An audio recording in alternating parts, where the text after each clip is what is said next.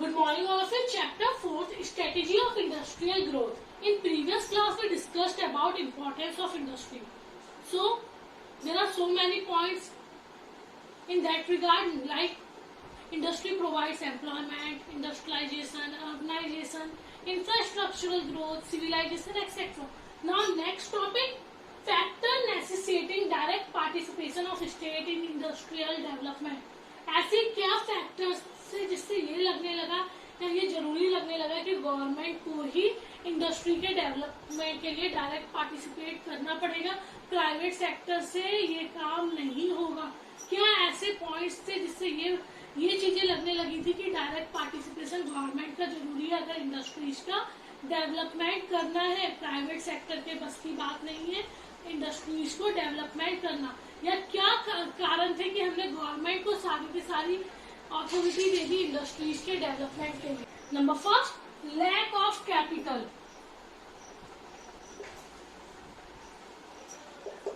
After independence हम देखें कि जो इंडस्ट्रीज थी, या आप बोल सकते हैं कि इंडस्ट्रियल डेवलपमेंट के लिए बहुत ज्यादा कैपिटल की जरूरत थी, बहुत ज्यादा इन्वेस्टमेंट की जरूरत थी, या आप बोल सकते हैं बहुत ज्यादा मनी की जरूरत थी, और प्राइवेट सेक्टर के पास इतना पैसा नहीं था, इतना कैपिटल नहीं था, या आप बोल सकते हैं लैक ऑफ कैपिटल था।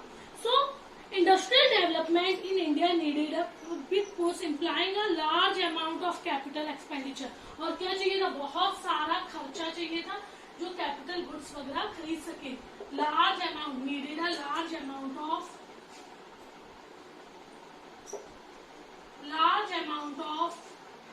Capital expenditure.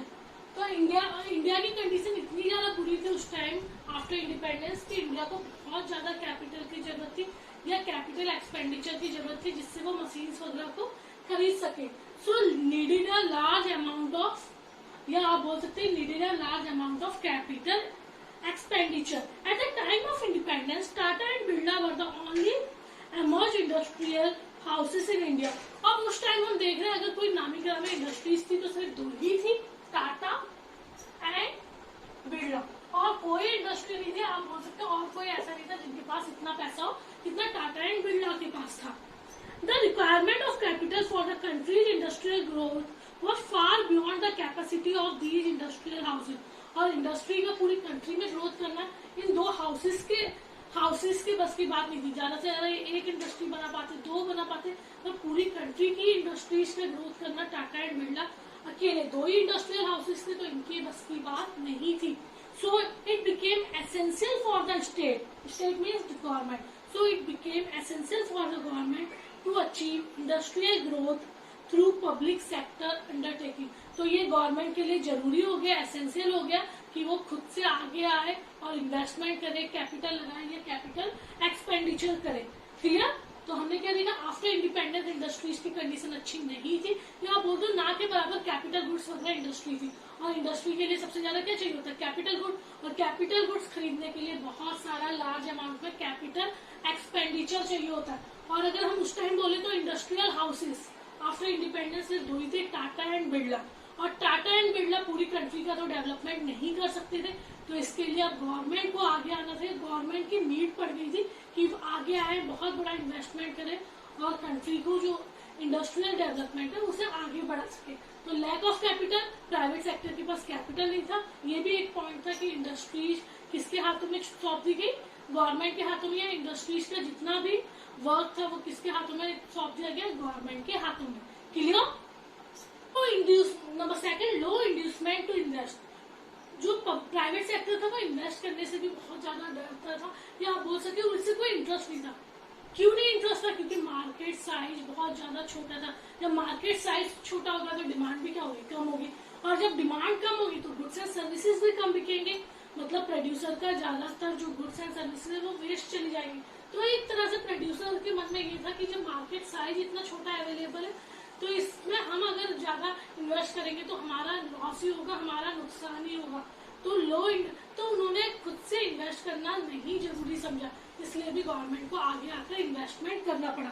The private investors lacked inducement to invest, it was due to limited size of market. क्यों नहीं इन्वेस्टमेंट करना चाहते थे? Due to limited size of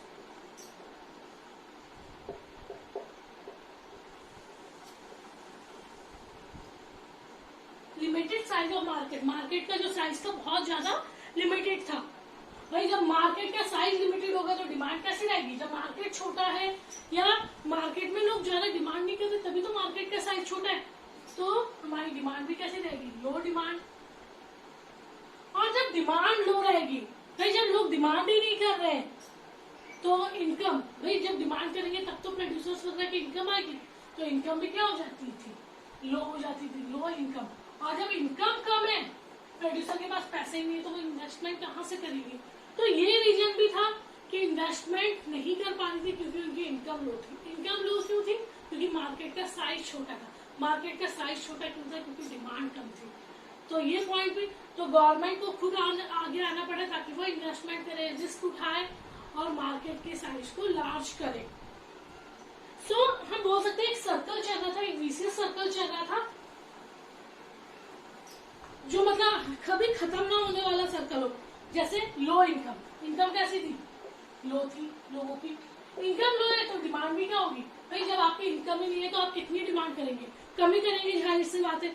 तो डिमांड भी क्या थी? लो थी।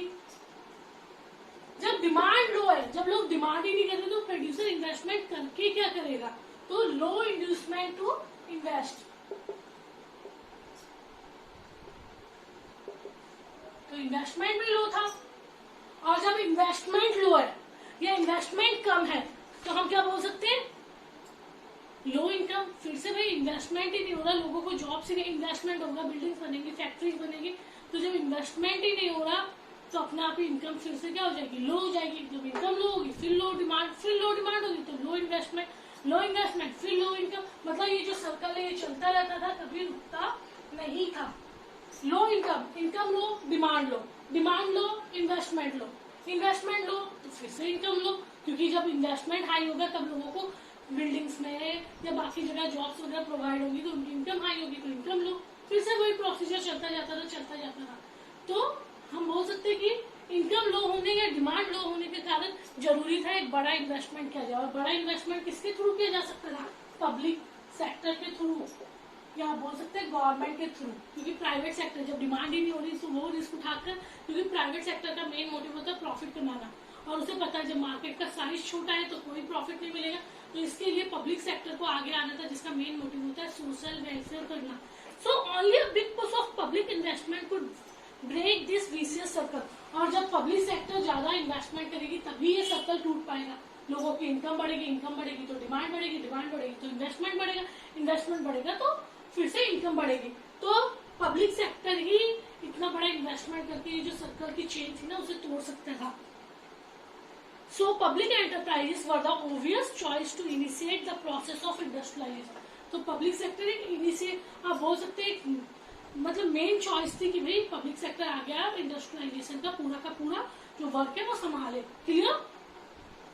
Number third, growth with social justice. मैंने अभी बताया अगर प्राइवेट सेक्टर इन्वेस्टमेंट करेगा या प्राइवेट सेक्टर अपना कैपिटल लगाएगा तो उसका मेन मोटिव क्या होगा? प्रॉफिट मैक्सिमाइजेशन, प्रॉफिट कमाना। मतलब वो ग्रोथ अपने लिए करेगा, वो पूरी जनता के लिए या सोशल वेलफेयर के लिए नहीं करेगा। वही गवर्नमेंट अगर ग्रोथ करती है, डेवलपमेंट करती है तो उसका मेन मोटिव क्या होगा? सोशल जस्टिस और सोशल वेलफेयर। क्योंकि गवर्नमेंट सिर्फ अपने बारे में नहीं सोचती, वो पूरी की पूरी इकोनॉमी के बारे में सोचती है, पूरी की पूरी पॉपुलेशन के बारे में सोचती है। The government realized that this objective could be achieved only through direct participation of the government in the process of industrialization, because it requires investment that generates employment rather than investment that maximizes profit. क्योंकि government समझने लगी थी उसे ऐसा investment करना है जिससे क्या जनरेट हो, ऐसा इन्वेस्टमेंट करना है जिससे क्या जनरेट हो? आपके एम्प्लॉयमेंट जनरेट हो। और अगर प्रोड्यूसिंग सेक्टर इन्वेस्टमेंट करता है तो वो ऐसा इन्वेस्टमेंट करता है जिससे प्रॉफिट हो, ना कि एम्प्लॉयमेंट। तो गवर्नमेंट को ये लगने लगे कि अगर हमें सोशल जस्टिस देखना है तो गवर्नमेंट को आगे आना पड़ेगा इंडस्ट्रीज का काम के लिए। क्योंकि अगर प्राइवेट सेक्टर इन्वेस्टमेंट कर रही है तो उसका मेन मोटिव होगा प्रॉफिट मैक्सिमाइजेशन, वही गवर्नमेंट इन्वेस्टमेंट कर रही है तो उसका मेन मोटिव होगा ज्यादा से ज्यादा लोगों को जॉब्स देना, ज्यादा से ज्यादा लोगों की इनकम बढ़े, ज्यादा से ज्यादा लोगों का स्टैंडर्ड ऑफ लिविंग हाई हो। तो अगर गवर्नमेंट के थ्रू इंडस्ट्रियलाइजेशन हो गई या गवर्नमेंट के थ्रू इंडस्ट्रीज का डेवलपमेंट होगा तो उसका मेन मोटिव क्या होगा? Social welfare. On the other hand अगर प्राइवेट सेक्टर इन्वेस्टमेंट करती है तो उनका मेन मोटिव मोटिव क्या था? Profit maximisation. तो ये भी एक रीजन था कि गवर्नमेंट सोशल वेलफेयर देखती, तो गवर्नमेंट को कहा गया कि ये गवर्नमेंट की नीड पड़ी कि वो आए और जो इंडस्ट्रियलाइजेशन है उसका पूरा का पूरा काम देखे। Clear all of you? Thank you.